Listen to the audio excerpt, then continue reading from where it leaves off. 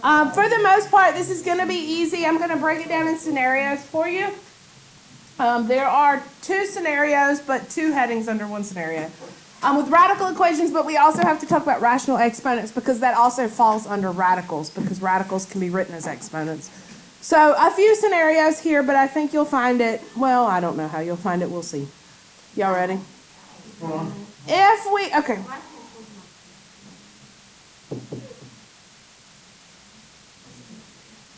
If we are solving an equation where you only see one radical in the equation, that's an easy solve, okay? We're going to first isolate the radical. What does isolate mean? Get it by itself. Get it by itself, nothing but the radical and what's under it. Then we will eliminate the radical. Come on. Oh. Apparently.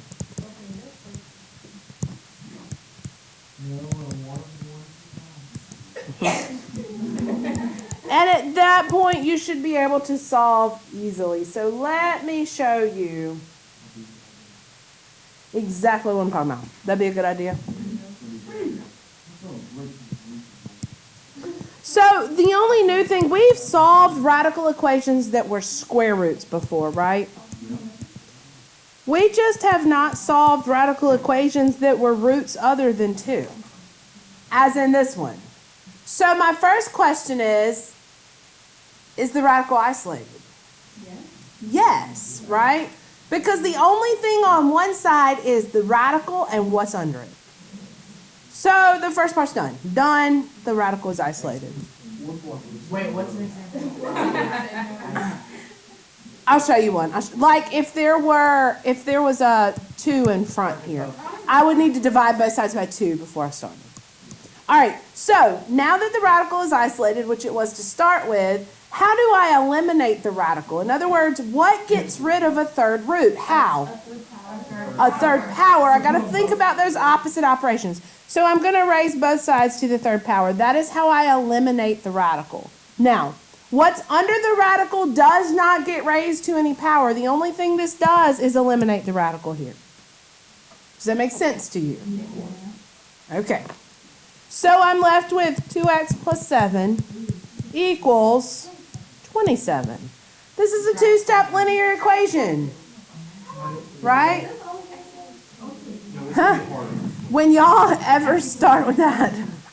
Yes, all right, so solve, subtract 7. We're going to have to do like the 6th root or like 20 to 6th. You will have to do some different roots that aren't going to come out nice and even and things like that. Fraction. Yes. Give us one that's like going to be like really sick. Let's say I have, let's do one other example.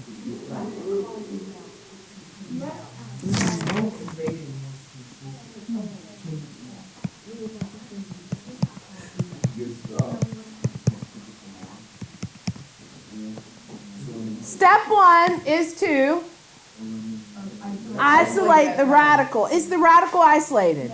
No, because I need only the radical and what is under the radical by itself. How do I get it by itself? Add 9 to both sides.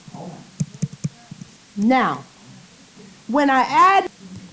All right, so I'm going to add 9 to both sides. Yes. I got my calculator. What's 8? Yay. Hold on. So this one's a little bit tricky because here's what's going to happen. When I get to the cubed root of x, negative 1 plus 9 is what? 8, right? 500. Now, he's right. Everybody's like laughing like, ah. But he's right because here's why it's a little bit tricky. You probably recognize that 8 is a perfect cube, right? You go, oh, wait, it's 2. But you're not taking the cubed root. Instead, we are cubing it, and this goes away. And so x is, what was it? 512. It's got to cancel out the cubed root that's there. So the opposite of a cubed root is a cube, and so I must do it to both sides. All right, questions about one radical scenarios? Yay! Y'all have not learned yet not to say these type of things? Please put the hardest one up. Okay. Is that all? That's easy.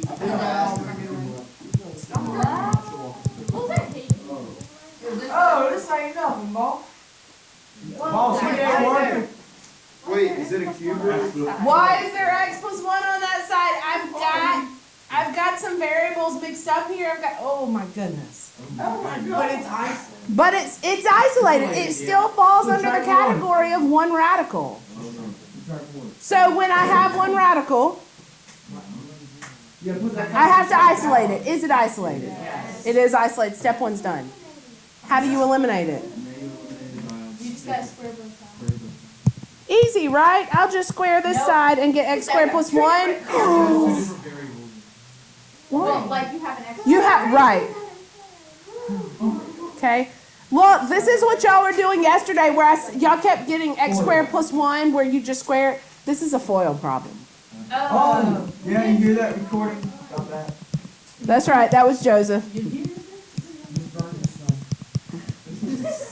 So now the issue becomes, oh dear, when I FOIL this, I get x squared plus x, which is 2x plus 1.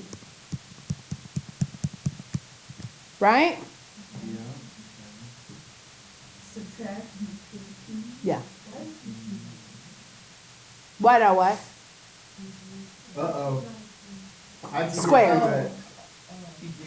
Okay, I did it. X squared plus x plus x plus 1. I just skipped a step. I'm sorry. I just skipped a step in the middle. All right, so now the question is, how do I solve it? I have a what? It starts with a Q. We've learned it in chapter 1. A quadratic. And to solve a quadratic, oh my gosh, some of the light bulbs just went off for some of you. And your jaws dropped Formula. as you stared in amazement at the beauty of this problem. So when you just add the whole. Remember, when it is a quadratic, it has to equal 0.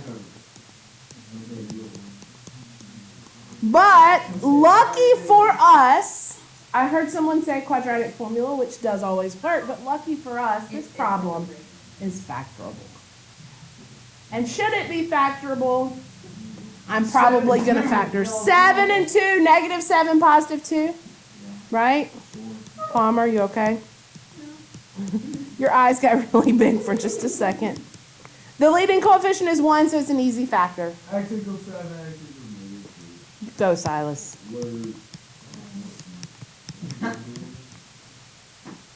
Yes?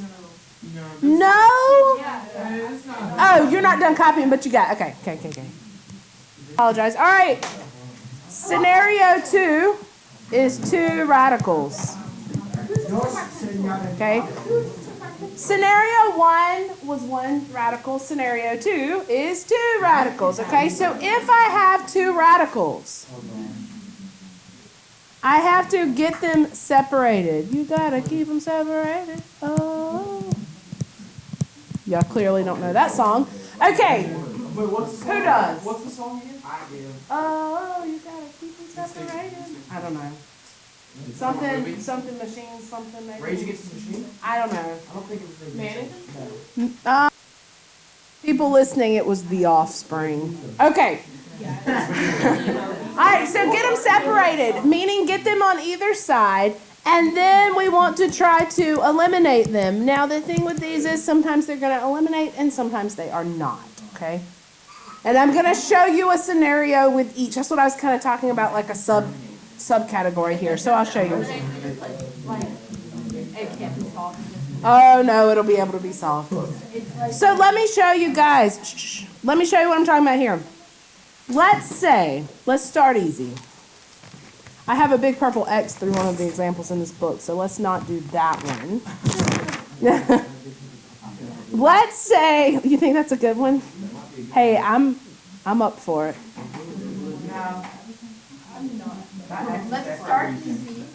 Let's start easy.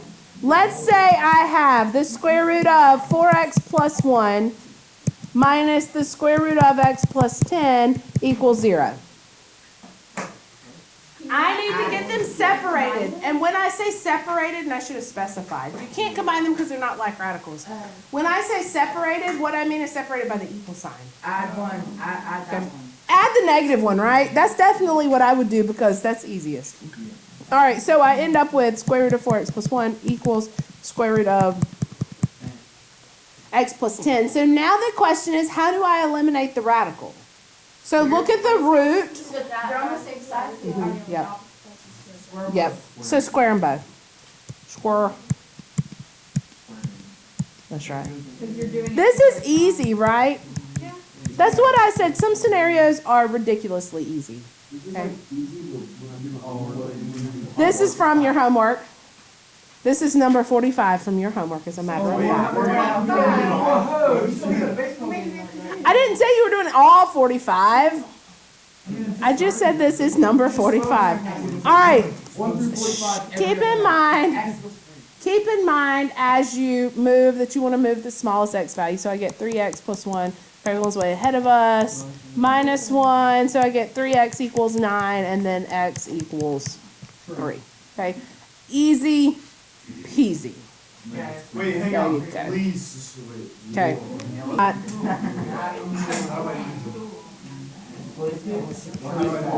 Guys, y'all are awful chatty this morning. I need you with me.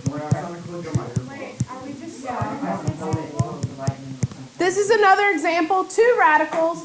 They're already separated. Do you see that? There's one on either side.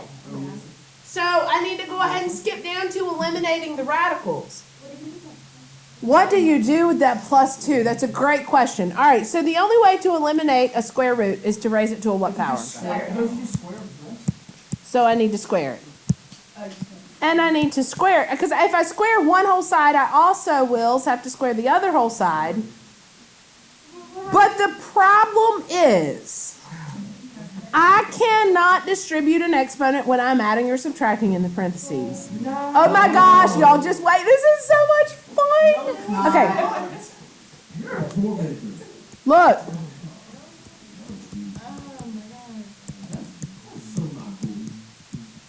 Oh my.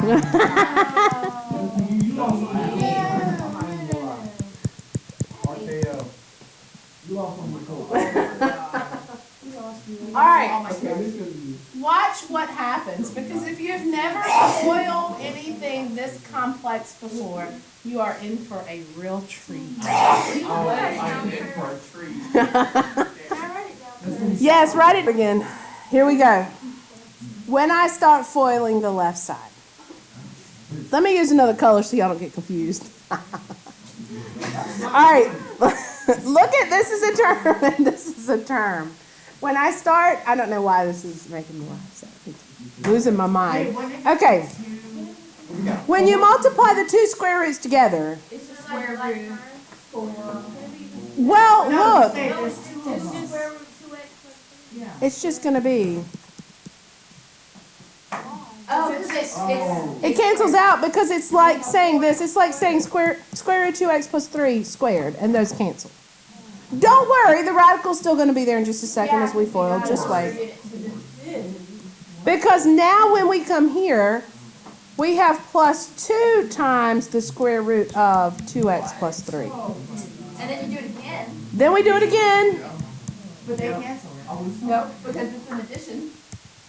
But while they don't cancel, Kirkland, they are like radicals, which is going to make it a little bit easier on us, okay? But still, yes.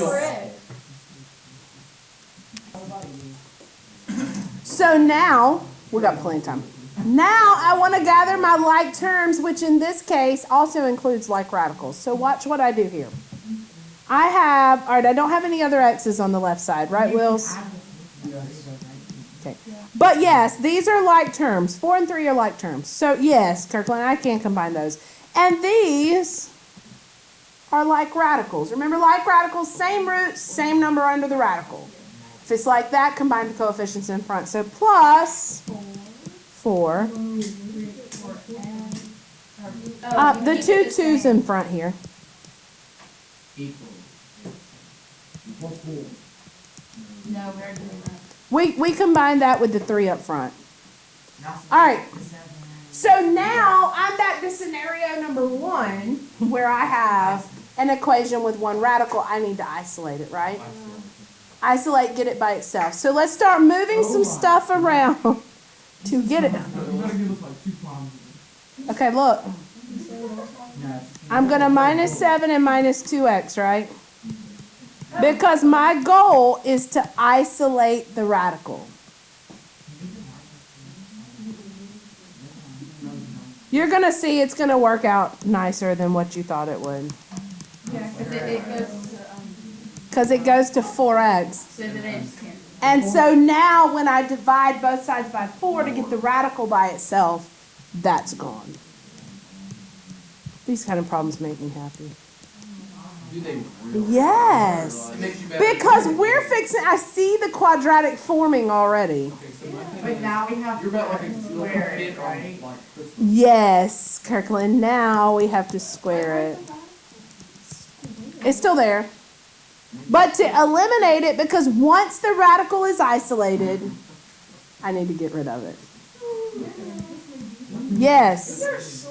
No. There is no shortcut. There's no real shortcut in life. All right, 2x plus 3 equals x squared. Y'all are quadratic pros. At this point, this is a chapter 1 problem. Make it equal 0. Oh, so we need to do negative. Keep your leading coefficient positive, yeah. So move the 2x and the 3, don't move the x squared. So I get 0 equals x squared minus 2x minus 3. Is that factorable? Because if it's not, it's quadratic formula. Thomas says yes. One is, yeah. Or no, opposite. What are they? It's one is negative. -3. And positive 1, which means my solutions are what? 3 and -1. This is fun. Don't you think it's fun? No. Number 3 is rational exponents. Okay, and we include this in the section because technically any rational exponent can be written as a fraction. I mean a radical. Now, this is probably the easiest, I think, of the 3 scenarios. Because let me ask you a question. If I had x to the 2/3 equals 16, how would you get x by itself? In other words, how would you get rid of that exponent? Multiply by 3. I need the exponent. Raise it to 3. Okay? The reciprocal, because when you raise a power to a power, you multiply, right? And by multiplying by the reciprocal of this, it cancels out. So to get rid of a rational exponent, we raise it to the reciprocal. Okay? So we end up with, oh, no orange on that purple. Get off. So we raise it to 3/2. This becomes a calculator problem should you need your calculator. We spend a lot of time putting this kind of stuff into our calculator. But in this case, it's easy because the square root of 16 is what? 4, and 4 to the 3rd is? If you did 16 to the 3/2, that's the square root of 16 cubed, which would be 4 cubed, which would be 64. Okay? And of course, we can get into more involved equations, like, y'all got that? Ah, sorry. We're still sad map. Not, I don't know what you're saying. What's 16 times 3? Go to the shrimp one. Or 16 times 4. All right, let's say I had, oh, let's do one from your homework because y'all will whine.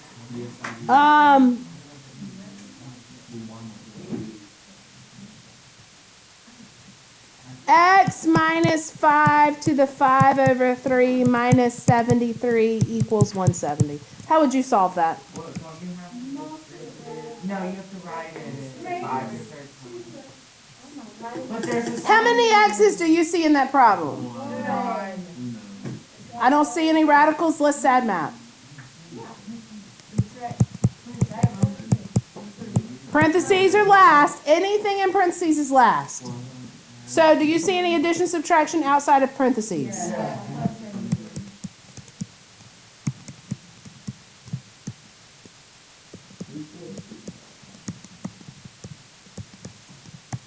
Two, four, three. What's next? Exponents. Reciprocal, that's right. To get rid of this, I do this. Oh, wait, no. The fifth root of 243, is that 3? Oh, wait. Is it? Somebody use your calculator. What's 243 to, I think it's 27, but I'm not 100% sure. 27 to the what? What's 243 to the 3/5?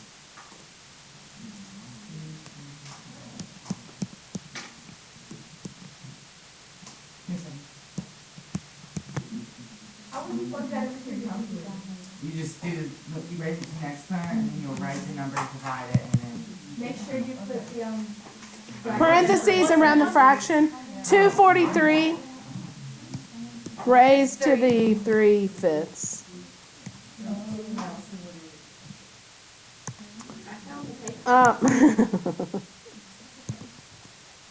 It's okay. All right, and then of course we just add 5 to both sides. Tell me what you think.